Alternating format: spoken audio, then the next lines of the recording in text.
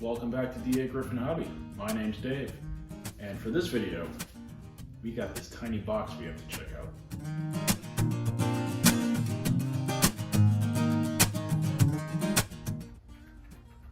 It's always nice when it doesn't sound like there are loose pieces.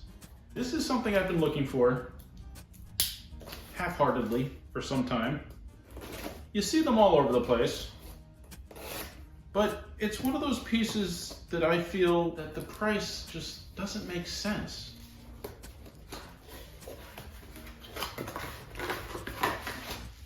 Bubble wrap, bubble wrap, bubble wrap. So like I said, I've been looking for one and I keep seeing them at train shows and they're too expensive. And this one is not perfect and I'm okay with that. Coming up with ideas on how to fix it. But the price was right. The number 41 US Army switcher. I've been told this is a must-have and that it's a fun engine to have. It's looking pretty good. It's got one of the window dividers broken, which is pretty normal for these things. And apparently it's missing the back coupler, which I did not notice on the posting, but that's okay. That is certainly fixable. It's a little dirty, but it looks intact. So before I do anything else, drop it on the rails and see if it works. Now, I've always thought this was a pretty neat little engine, especially if it can actually pull some cars. But I just didn't think that it was worth $100, $75. I mean, I've seen some really crazy priced examples of this engine. This one I ended up getting on everybody's favorite auction site, including shipping, for just under $50. So I'm okay with that. I mean, I would have rather picked one up at a show. It might have been in a little bit better condition, but I'm not disappointed with this one, at least not yet. But I guess the real question is, does it work?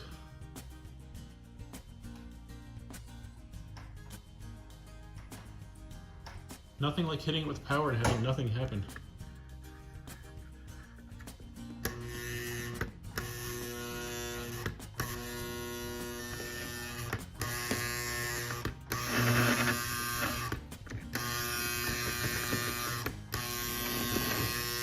Okay, well this might require a little bit of investigation.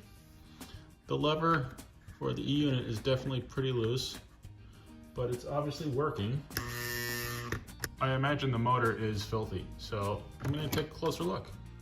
Okay, I've never taken one of these apart, but it looks simple enough. Assuming it's the screw at the front corner and the rear corner, because I really don't see any other way that this would come apart.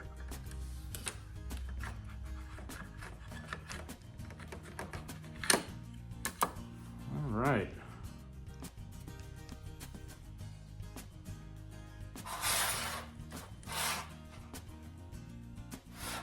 It didn't short out when I started it, so I'm going to assume that the wiring is okay. And I'm just going to go right for the motor.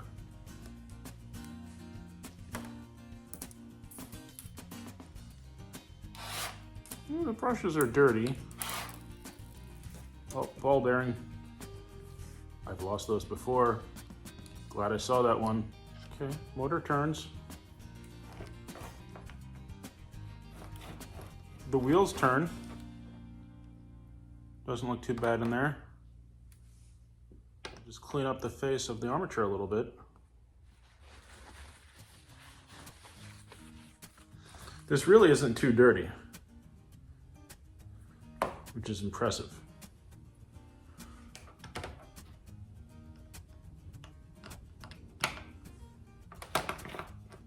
Looks like it needs new brushes. This one brush seems to be very short. I'll just give it a quick clean and see if it works.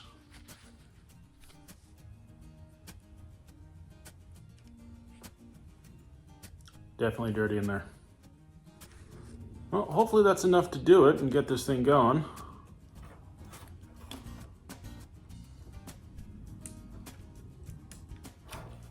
I'll add a drop or two to the top of the armature.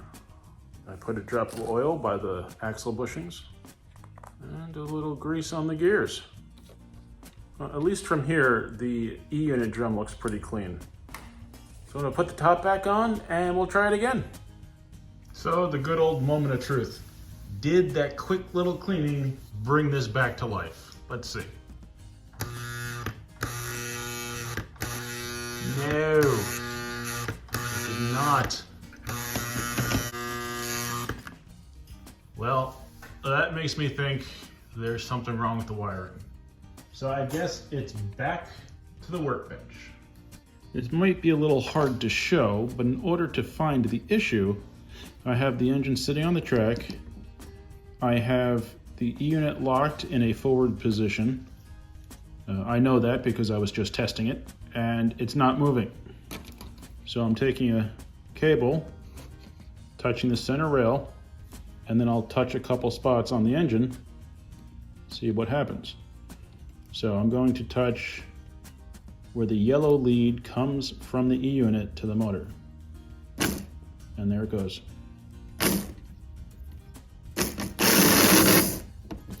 And as you can see, it works. So what we have is a wiring issue between the center rail pickup and the motor. Only so many parts that can be wired wrong on here. So once again, I'm going to pop the E-unit out, and then I'm going to remove the screw for the center pickup. And that's just right there in the middle of the engine. Okay, pulls out the bottom. There's an isolator between the frame and the pickup. The wire looks okay, and it wasn't shorting because if it did, it wouldn't have moved. Okay, so the power wire comes from the pickup and comes to the E-unit on the side here. The wire to the winding is secure. Wire is secure on both sides. I'm gonna have to check to see if this is wired correctly. So this is gonna require a little more diagnosis and fiddling than I had hoped, but that's okay. That's part of the fun, and maybe I'll actually work on it inside at my workbench and I'll be able to see what I'm doing, because at the moment, kind of working blind here. I've found a couple issues. One being the condition of this drum. Look at that, it's all melted and burned. So that will definitely cause issues. I don't think it's the only issue though, because if you look at the 4 fingers there in the E-unit, the one all the way on the left side of the screen is bent pretty far down.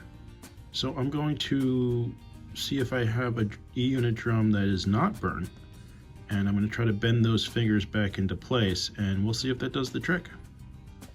So going through my parts bin, I do have another E-unit drum. It's not in great condition, but it's better than this one. And once it's back together, it's good to try to get a look at it and make sure all those fingers are making contact with the drum. Not just those 4 fingers, but the 2 here as well. And while they're not perfect, I think they should be good enough to work. And now for the second moment of truth.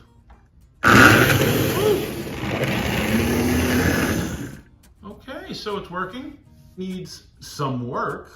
It probably needs new rollers. I should probably rewire the E-unit. And I think this little guy needs directional lighting. I think that'd be really cool. I also still have to replace the coupler on one end, but that should be easy enough. And see if I can fab up some kind of replacement for this window. Not that it matters that much, because I can barely tell if it's there or not anyway. Other than that, the shell is in pretty nice shape. So, I'm happy, which is really the only thing that matters when it comes down to it. Let's pull some cars.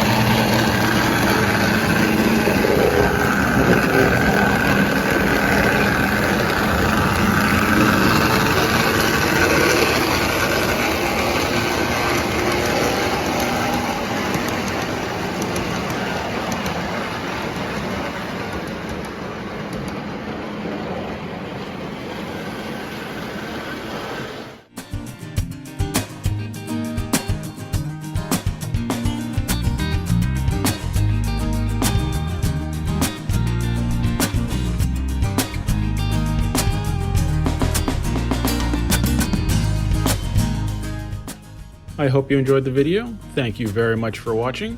Please remember to like, comment, subscribe, and I'll see you next time on Dagryffyn Hobby.